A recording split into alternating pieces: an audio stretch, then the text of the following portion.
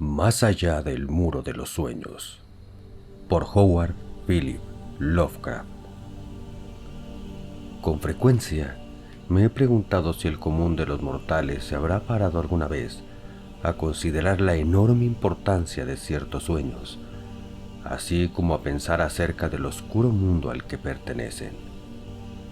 Aunque la mayoría de nuestras visiones nocturnas resultan quizá poco más que débiles y fantásticos reflejos de nuestras experiencias de vigilia, a pesar de Freud y su pueril simbolismo, existen no obstante algunos sueños cuyo carácter etéreo y no mundano no permite una interpretación ordinaria y cuyos efectos vagamente excitantes e inquietantes sugieren posibles ojeadas fugaces a una esfera de existencia mental no menos importante que la vida física, aunque separada de ésta por una barrera infranqueable.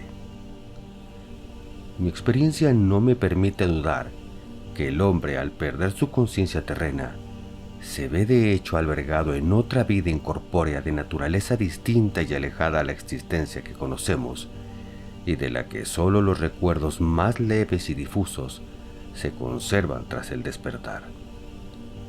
De estas memorias turbias y fragmentadas es mucho lo que podemos deducir, aun cuando probar bien poco. Podemos suponer que en la vida onírica, la materia y la vida, tal como se conocen tales cosas en la tierra, no resultan necesariamente constantes, y que el tiempo y el espacio no existen tal como lo entienden nuestros cuerpos de vigilia. A veces creo que esta vida menos material es nuestra existencia real, y que nuestra vana estancia sobre el globo terráqueo resulta en sí misma un fenómeno secundario o meramente virtual. Fue tras un sueño juvenil colmado de especulaciones de tal clase, al despertar una tarde del invierno de 1900-1901, cuando ingresó en la institución psiquiátrica en la que yo servía como interno, un hombre cuyo caso me ha vuelto a la cabeza una y otra vez.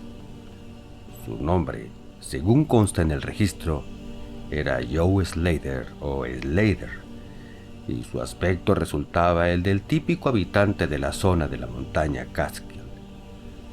Uno de esos vástagos extraños y repelentes de los primitivos pobladores campesinos, cuyo establecimiento durante 3 siglos en esa zona montañosa y poco transitada les ha sumido en una especie de bárbara decadencia, en vez de avanzar al compás de sus iguales, más afortunados, asentados en distritos más populosos. Entre esta gente peculiar, que se corresponde con exactitud a los decadentes elementos del sur, no existe ley ni moral, y su nivel intelectual se halla probablemente por debajo del de cualquier otro grupo de la población nativa americana. Joe Slater, que llegó a la institución bajo la atenta vigilancia de 4 policías estatales y que era descrito como de un carácter sumamente peligroso, no dio, sin embargo, muestras de tal peligrosidad la primera vez que lo vi. Aunque muy por encima de la talla media y de fornida constitución, mostraba una absurda apariencia de estupidez inofensiva por medio de sus ojillos acuosos de un azul pálido y somnoliento, su rala, desatendida y jamás afeitada mata de barba amarillenta y la apatía con que colgaba su grueso labio inferior. Se desconocía su edad, ya que entre su gente no hay registros familiares o lazos estables, pero por su calvicie frontal y por el mal estado de su dentadura, el cirujano le inscribió como hombre de unos 40. Por los documentos médicos y jurídicos supimos cuanto había recopilado sobre su caso. Este hombre, vagabundo, cazador y trampero, siempre había resultado un extraño a ojos de sus primitivos paisanos. Habitualmente solía dormir durante las noches más de lo normal, y tras el despertar acostumbraba a pronunciar palabras desconocidas en una forma tan extraña como para inspirar miedo aún en los corazones de aquella chusma sin imaginación. No es que su forma de hablar resultase totalmente insólita, ya que no hablaba sino en la decadente jerga de su entorno, pero el tono y el tenor de sus expresiones poseían una cualidad de misterioso exotismo, y nadie era capaz de escucharlas sin sentir aprensión. Él mismo se veía tan aterrado y confuso como su auditorio, y una hora después de despertar, había olvidado todo lo dicho, o al menos qué le había llevado a decirlo, volviendo a la bovina y medio amigable normalidad del resto de los montañeses. Según envejecía Slater, al parecer sus aberraciones matutinas fueron aumentando en frecuencia e intensidad, hasta que alrededor de un mes antes de su ingreso en la institución se desencadenó la estremecedora tragedia que había llevado a su arresto por parte de las autoridades. Un día, alrededor del mediodía, tras un profundo sueño en el que se había sumido tras una borrachera de whisky, en torno a las 5 de la tarde anterior, el hombre se había levantado con gran brusquedad, prorrumpiendo en aullidos tan terribles y ultraterrenos que atrajeron hasta su cabaña a varios vecinos, una sucia pocilga donde moraba con una familia tan impresentable como él mismo. Abalanzándose hacia el exterior, a la nieve, había alzado los brazos para comenzar una serie de saltos hacia el aire, al tiempo que vociferaba su decisión de alcanzar alguna gran cabaña con resplandores en el techo y muros y suelos, y la sonora y extraña música de allá a lo lejos. Cuando dos hombres de respetable tamaño intentaron contenerlo, se había debatido con furia y fuerza maníaca, gritando su deseo y su necesidad de encontrar y matar a cierto ser que brilla, se estremece y ríe. Al fin, tras derribar de momento a uno de quienes le sujetaban con un súbito golpe, se había lanzado sobre el otro en una demoníaca explosión de sed de sangre, vociferando infernalmente que saltaría alto en el aire y se abriría paso a sangre y fuego entre quienes intentaran detenerlo. Familia y vecinos huyeron entonces presos del pánico, y cuando los más valientes regresaron, Slater se había ido, dejando tras de sí una pulpa irreconocible del que fuera un hombre vivo una hora antes. Ningún montañés había osado perseguirlo, y probablemente hubieran acogido con agrado su muerte en el frío. Pero cuando varias mañanas más tarde oyeron sus gritos en un barranco lejano, comprendieron que se las había ingeniado de alguna forma para sobrevivir y que era necesario neutralizarlo de una forma u otra. Entonces habían formado una patrulla armada de busca, cuyo propósito, fuera el que fuese, acabó convirtiéndose en pelotón del sheriff cuando uno de los pocas veces bien recibidos policías del estado descubrió casualmente a los buscadores, los interrogó y finalmente se unió a ellos. Al tercer día hallaron inconsciente a Slater en el hueco de un árbol y lo condujeron a la cárcel más próxima, donde alienistas de Albany lo examinaron apenas recuperó el sentido. Él les contó una historia muy sencilla. Había, dijo, ido a dormir una tarde hacia el anochecer tras ingerir gran cantidad de licor. Se había despertado para descubrirse plantado, con las manos ensangrentadas en la nieve, ante su cabaña. El cadáver mutilado de su vecino Peter Sladen estaba a sus pies. Espantado, había huido a los bosques en un vano esfuerzo para escapar de la imagen de lo que debía tratarse su propio crimen. Aparte de eso, no parecía saber nada, sin que el experto examen de sus interrogadores pudiera suministrar hechos adicionales.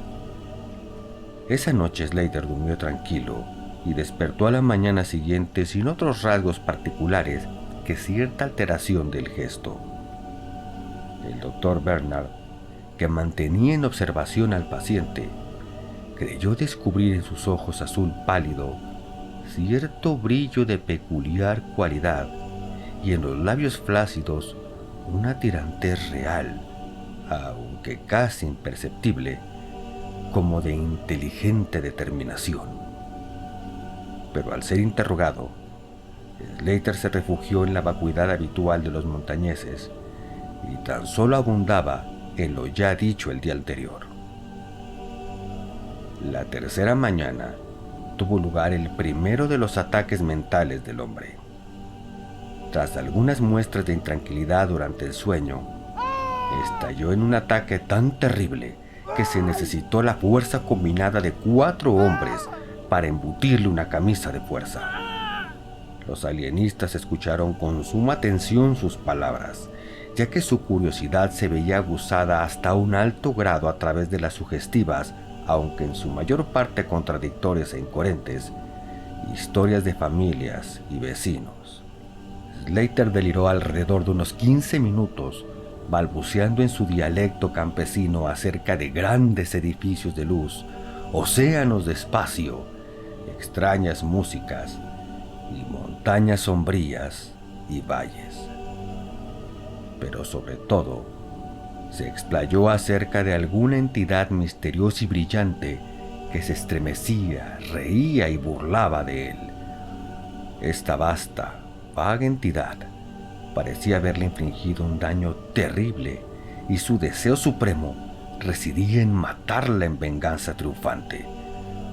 Para lograrlo, decía, debía remontarse a través del abismo de vacío, abrazando cuantos obstáculos se le interpusieran a su paso. Ese era su discurso, hasta que cesó de la forma más abrupta. El fuego de la locura se esfumó de sus ojos y con asombro turbio observó a sus interrogadores y les preguntó por qué estaba atado. El doctor Bernard le retiró el arnés de cuero y no se lo colocó hasta la noche, cuando consiguió convencer a Slater de que lo aceptara por propia voluntad, por su propio bien. El hombre ya había admitido que a veces hablaba de forma extraña, aunque no sabía por qué. En el transcurso de una semana, se desencadenaron otros 2 ataques, aunque los doctores aprendieron muy poco de ellos. Especularon ampliamente sobre la fuente de las visiones de Slater, ya que no sabiendo leer ni escribir, y aparentemente nunca habiendo escuchado leyendas o cuentos de hadas, su prodigiosa imaginería resultaba inexplicable. Que no procedía de ningún mito o leyenda quedaba especialmente de manifiesto por el hecho de que aquel desdichado lunático se expresaba acerca de sí mismo tan solo en su sencillo lenguaje. Desvariaba sobre cosas que ni entendía ni podía interpretar, cosas que pretendía haber experimentado pero que no podía haber aprendido a través de cualquier narración normal o coherente. Pronto los alienistas decidieron que en esos sueños anormales residía la clave del problema. Sueños tan vívidos que durante ciertos lapsos de tiempo podían dominar por completo a la mente despierta de ese ser humano básicamente inferior. Slater fue enjuiciado por homicidio, siguiendo las debidas formalidades, absuelto gracias a su locura y recluido en la institución donde yo prestaba mis modestos servicios. Ya he admitido ser un incansable especulador sobre la vida onírica, y por eso puede juzgarse con qué impaciencia me lancé al estudio del nuevo paciente apenas tuve pleno conocimiento de los hechos que rodeaban el caso. Parecía sentir alguna simpatía hacia mí, despertada sin duda por el interés que yo no podía ocultar, así como por el modo amable en que yo lo interrogaba. Aunque nunca llegó a reconocerme en el transcurso de sus ataques, en los que yo me veía suspendido sin aliento sobre sus caóticas aunque cósmicas descripciones de su mundo, me reconocí en sus horas tranquilas, cuando podía sentarse junto a la ventana barrada tejiendo cestos de paja y sauce, y quizás añorando una libertad en las montañas que nunca recobraría. Su familia jamás intentó verlo. Seguramente habían ya hallado otra cabeza de familia temporal, según las costumbres de sus degenerados montañeses. Poco a poco, comencé a sentir una subyugante admiración por las locas y fantásticas creaciones de Joe Slater. En sí mismo, el personaje era patéticamente inferior, tanto en intelecto como en forma de expresarse, pero sus rutilantes y titánicas visiones, aun cuando descritas en una jerga bárbara y deslavazada, eran sin duda algo que tan solo una mente superior o incluso excepcional podía concebir. ¿Cómo, me preguntaba a menudo, podía la estulta imaginación de un degenerado de Catskill conjurar visiones cuya sola existencia indicaba la presencia de una chispa oculta de genialidad? ¿Cómo podía aquel gañán de las chimbambas hacerse siquiera idea de esas regiones resplandecientes de brillos y espacios sobrehumanos sobre los que Slater divagaba durante sus furiosos delirios? Cada vez más iba haciéndome a la idea de que, en el penoso individuo que se acurrucaba ante mis ojos, se avelgaba el núcleo trastornado de algo que trascendía mi comprensión, algo que se hallaba definitivamente más allá de la comprensión de mis colegas médicos y científicos más experimentados, pero menos imaginativos. Y a pesar de todo, yo no lograba obtener nada definido del personaje. El resultado de toda mi investigación residía en que, en un estado de vida onírica semi-incorpórea, Slater vagabundeaba o flotaba a través de resplandecientes y prodigiosos valles, praderas, jardines, ciudades y palacios de luz, en una región prohibida y desconocida para el hombre. Que allí ya no era un labriego y un degenerado, sino una criatura de vida importante y activa, moviéndose orgullosa y dominante, y tan solo preocupada por cierto enemigo mortal que parecía tratarse de un ser de estructura visible, aunque etérea, y que no parecía tener forma humana, ya que Slater jamás se refería a él como hombre, sino como un ser. El ser había causado a Slater algún daño odioso, aunque no formulado, del que el maníaco, si de un maniático se trataba, había jurado vengarse. Por la forma en que Slater se refería a sus relaciones, apostaría que él mismo y el ser luminoso se habían encontrado en igualdad de condiciones, que en ex existencia onírica el hombre era un ser luminoso de la misma estirpe que su enemigo. Esta impresión se sustentaba en las frecuentes referencias a vuelos por el espacio y a calcinar cuanto se opusiera a su avance. Sin embargo, tales conceptos eran formulados mediante rústicas palabras completamente inadecuadas para expresarlos, algo que me hizo colegir que si un mundo onírico existía realmente, el lenguaje oral no constituía el medio de transmisión de las ideas. Podría ser que el alma del durmiente que habitaba en ese cuerpo inferior luchase desesperadamente tratando de decir cosas que la simple y titubeante lengua de la torpeza no podía proferir. Estaría quizá frente a emanaciones intelectuales capaces de explicar el misterio, a condición de ser capaz de aprender a descubrirlas y leer en ellas. No comenté tales cosas con los viejos médicos, ya que la madurez resulta escéptica, cínica y mal predispuesta a las nuevas ideas. Además, el director de la institución últimamente me había llamado la atención con sus maneras paternales acerca de que yo estaba trabajando demasiado y que mi mente necesitaba algún reposo. Yo había sostenido durante largo tiempo la creencia de que el pensamiento humano consiste básicamente en movimientos atómicos y moleculares transformables en ondas etéreas de energía radiante, tales como el calor, la luz y la electricidad. Tal creencia me había llevado muy pronto a contemplar la posibilidad de comunicación telepática o mental a través de aparatos adecuados, y en mis días de universidad había preparado un juego de instrumentos de transmisión y recepción parecidos en cierta forma a los aparatosos mecanismos utilizados por la telegrafía sin hilos durante aquel tosco periodo previo a la radio.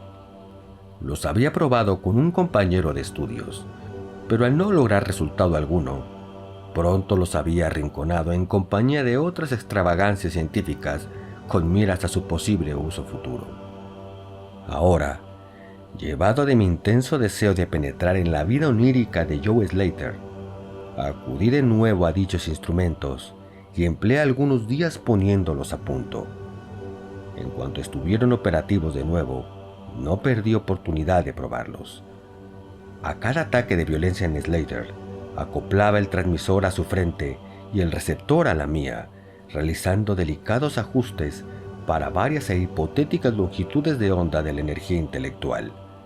Yo tenía muy poca idea de en qué forma las impresiones mentales de tener lugar la comunicación despertarían respuesta inteligente en mi cerebro, pero poseía la certeza de que podría detectarlas e interpretarlas, así que proseguí con mis experimentos, aunque sin informar a nadie de su naturaleza.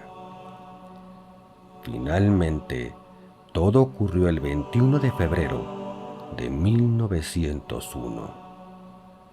Años después, mirando atrás, comprendo cuál irreal puede parecer, y a veces me pregunto a medias si el anciano Dr. Fenton no tendré razón al achacar toda mi imaginación sobreexcitada. Recuerdo que escuchó con gran amabilidad y paciencia cuanto le conté, pero acto seguido me suministró unos sedantes y dispuso para mí unas vacaciones de medio año que inicié a la semana siguiente. Aquella fatídica noche yo me encontraba agitado y perturbado en grado sumo, ya que a pesar del excelente trato dispensado, Joe Slater agonizaba sin remedio. Quizás se trataba de la pérdida de libertad del montañés, o quizás el desorden de su cerebro se había vuelto excesivamente acusado para su organismo perezoso en demasía. En todo caso, la llama de la vida se apagaba en aquel cuerpo degradado. Hacia el final se encontraba adormecido y al caer la oscuridad se sumió en un sueño inquieto. No le puse la camisa de fuerza tal como solía hacer cuando él iba a dormir, ya que veía que se encontraba demasiado débil como para resultar peligroso, aun si recaía en el desorden mental otra vez antes de expirar. Pero coloqué en su cabeza y la mía los dos terminales de mi radio cósmica, buscando contra cualquier esperanza lograr un primer y último mensaje del mundo onírico en el escaso tiempo que restaba. Con nosotros en la celda se encontraba un enfermero, un tipo mediocre que no comprendía el propósito del aparato ni pensó en cuestionarme mis movimientos. Con el pasar de las horas, vi cómo su cabeza se vencía desmayadamente en el sueño, pero no lo molesté.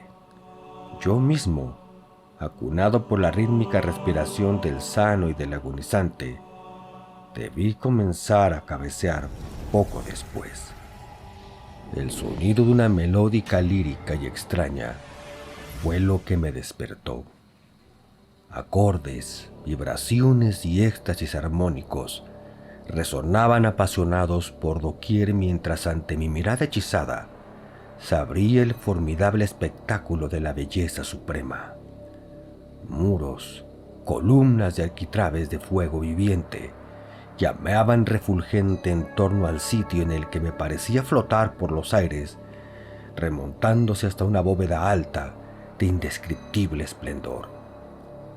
Entremezclados en ese despliegue de espléndida magnificencia, o más bien suplantándolo a veces en una calidoscopia rotación, había destellos de amplias llanuras y valles encantadores, altas montañas y grutas sugerentes, dotados con cualquier adorable atributo de imaginería que mis ojos deslumbrados pudieran concebir, aunque modelado por completo en alguna materia reluciente, etérea, plástica, cuya consistencia parecía tan espiritual como material. Según observaba, descubrí que la clave de esta encantadora metamorfosis se hallaba en mi propio cerebro, ya que cada panorama que aparecía ante mí era el que mi voluble mente deseaba contemplar. En estos jardines elíseos yo no resultaba un extraño, ya que cada imagen y sonido me resultaba familiar, tal como fuera durante incontables eones de eternidad en el pasado, tal como sería durante las eternidades del porvenir. Luego, el aura resplandeciente de mi hermano en la luz se me allegó y mantuvo un coloquio conmigo, alma con alma, en silencio y perfecta comunión de pensamientos. Aquella hora era la de un próximo triunfo, ya que no iba mi compañero a escapar al fin de una degradante esclavitud transitoria, escapar por siempre y prepararse a perseguir al maldito opresor incluso hasta los supremos campos del éter, sobre los que lanzaría una incendiaria venganza cósmica que haría estremecer a las esferas.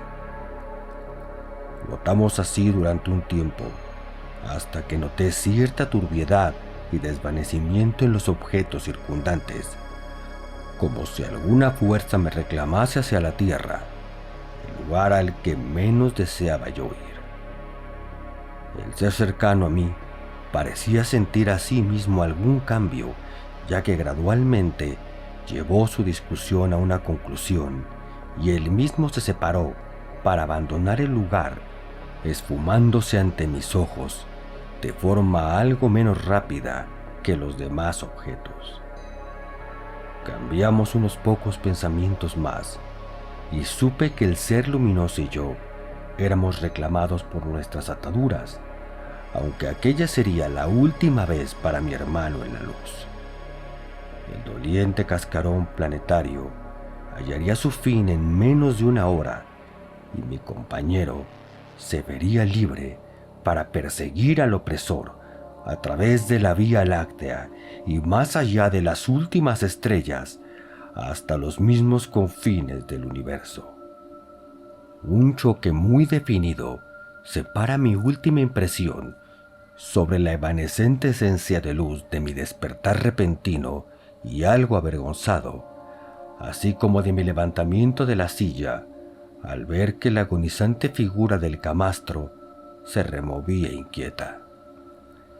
Joe Slater, de hecho, se despertaba, aunque probablemente por última vez. Al observarlo más detenidamente, vi que en la superficie de sus mejillas brillaban manchas de color que antes no tenía. Los labios también se veían diferentes, firmemente apretados por la fuerza de un carácter más decidido que el que poseyera Slater. Finalmente, todo el rostro fue tensándose y la cabeza giró intranquila con los ojos cerrados. No desperté al enfermero, sino que reajusté el dispositivo de cabeza ligeramente desajustado de mi radio telepática, intentando captar cualquier mensaje de partida que pudiera emitir el soñador. Todo a un tiempo, la cabeza giró bruscamente hacia mí y los ojos se abrieron de repente, causándome un gran desasosiego al contemplarlos. El hombre que fuera Joe Slater, el degenerado de Catskill, me miraba ahora con ojos luminosos, abiertos de par en par, ojos cuyo azul parecían haberse tornado en más profundo. No resultaban visibles ni manía ni degradación alguna en tal mirada, y supe sin duda alguna que estaba frente a un rostro tras el que subyacía una mente activa y de primer orden. En tal tesitura, mi cerebro comenzó a abrirse a una lenta influencia externa que operaba sobre mí. Cerré los ojos para concentrar más mis pensamientos y me vi recompensado por el conocimiento real de que el mensaje mental por tanto tiempo esperado llegaba por fin. Cada idea transmitida se formaba con rapidez en mi mente, y aun cuando no se utilizaba ningún idioma actual, mi habitual asociación de conceptos y expresiones resultaba tan grande que me parecía recibir el mensaje en inglés vulgar. John Slater está muerto. Así me llegó la impactante voz o el agente de más allá del muro de los sueños. Con los ojos abiertos, busqué el lecho del dolor, lleno de miedo inexplicable. Pero los ojos azules aún me contemplaban calmosos y las facciones todavía mostraban una inteligencia animada. Está mejor muerto, ya que no era adecuado para albergar la activa inteligencia de una entidad cósmica. Su tosco cuerpo no podía sobrellevar los ajustes necesarios entre la vida etérea y planetaria.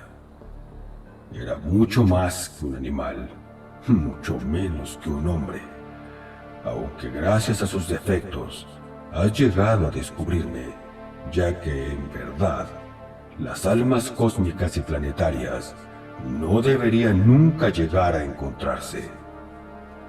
Fue mi tormento y mi prisión durante 42 de vuestros años terrestres. Yo soy una entidad igual a la que tú mismo asumes en la libertad que da el sueño sin sueños. Soy tu hermano de luz y he flotado contigo por los valles resplandecientes. No me está permitido hablarle a tu ser terrestre despierto acerca de tu ser real, pero somos vagabundos de los amplios espacios y viajeros por multitud de eras. El año próximo, quizás esté morando en el oscuro Egipto que tú llamas antiguo, o en el cruel imperio de Tsan Chan, que se alzará dentro de 3000 años. Tú y yo hemos ido a la deriva entre los mundos que danzan en torno al rojo Arturo y habitado los cuerpos de los filósofos insectoides que se arrastran altaneros sobre la cuarta luna de Júpiter. Cuán pequeño es el conocimiento del ser terrestre sobre la vida y su amplitud. Cuán pequeño debe ser asimismo para garantizar su propia tranquilidad. Del opresor no puedo hablar. Vosotros en la tierra habéis notado inconscientemente su lejana presencia. Vosotros que sin conocimiento, despreocupados, disteis a su parpadeante faro el nombre de Algoz, la estrella del demonio. Es para hallar y vencer al opresor que me he esforzado en vano durante eones, retenido por ataduras corpóreas. Esta noche partiré como una némesis, llevando justa y ardiente venganza cataclísmica. Contémplame en el cielo próximo a la estrella del demonio. No puedo hablar mucho más, ya que el cuerpo de Joe Slater se está volviendo frío y rígido, y el grosero cerebro cesa de vibrar como yo deseo. Has sido mi hermano en el cosmos. Has sido mi único amigo en este planeta. La única alma en sentirme y buscarme dentro de la repelente forma que yace en este camastro. Volveremos a encontrarnos, quizás en las resplandecientes brumas de la espada de Orión, quizás en una desierta meseta del Asia prehistórica, quizá en un sueño en esta misma noche imposible de recordar, quizá en otra forma en los eones por venir, cuando el sistema solar ya no exista. En ese momento, las ondas mentales cesaron bruscamente y los pálidos ojos del soñador, o debo decir el muerto, comenzaron a vidriarse como los de un pez. Medio sumido en estupor, me acerqué al camastro y tomé su muñeca, pero la descubrí fría, rígida, sin pulso. Las flácidas mejillas volvieron a palidecer y los labios tensos se abrieron, descubriendo la repugnante dentadura podrida del degenerado Joe Slater. Me estremecí. Pasé una manta sobre aquella cara espantosa y desperté al enfermero. Luego abandoné la celda y volví en silencio a mi cuarto. Necesitaba imperiosa e inexplicablemente dormir un sueño cuyos sueños no debo recordar. ¿El clímax? ¿Qué sencillo relato científico puede alardear de tal efecto retórico? Sencillamente he consignado algunos hechos que yo creo reales, permitiéndonos interpretarlos a ustedes a su antojo. Como ya he admitido, mi superior, el viejo Dr. Fenton, niega la realidad de cuanto he dicho. Afirma que me hallaba colapsado por la tensión nerviosa y sumamente necesitado de las largas vacaciones con sueldo completo que tan generosamente me concedió. Jura por su honor profesional que Joe Slater no era sino un paranoico incurable, cuyas fantásticas concepciones debían proceder de la tosca herencia de cuentos populares que circulan aún en las más decadentes de las comunidades. Todo eso dice, aunque no puedo olvidar lo visto en el cielo tras la noche de Slater. Para evitar que me crean un testigo parcial, será otra pluma la que dé este último testimonio, que quizá pueda suplir el clímax que esperaban. Reseñaré el siguiente informe sobre la estrella Nova Persei, extraído de las notas de esa eminente autoridad astronómica, el profesor Garrett P. Serviss. El día 22 de febrero de 1901, una nueva y maravillosa estrella fue descubierta por el Dr. Anderson en Edimburgo, no lejos de Algol. Ningún astro era antes tan visible en ese lugar. En 24 horas, la desconocida había alcanzado brillo suficiente como para opacar Capella. En una semana o dos, había minorado visiblemente, y con el paso de unos pocos meses, apenas era visible a simple vista. Esperamos que hayas disfrutado el relato. Puedes apoyar el canal invitándonos un café, ya sea a través del link de Mercado Pago que está aquí abajo o en nuestra página de Ko-fi. Ambos links podrán encontrarlos en la caja de comentarios. También puedes apoyarnos recomendando el canal y compartiendo para que llegue más gente. Si tienes alguna sugerencia, algún relato que te gustaría que narrásemos o incluso alguno de tu autoría, háznoslo saber en los comentarios. Suscríbete y no olvides que cada semana subimos nuevos relatos.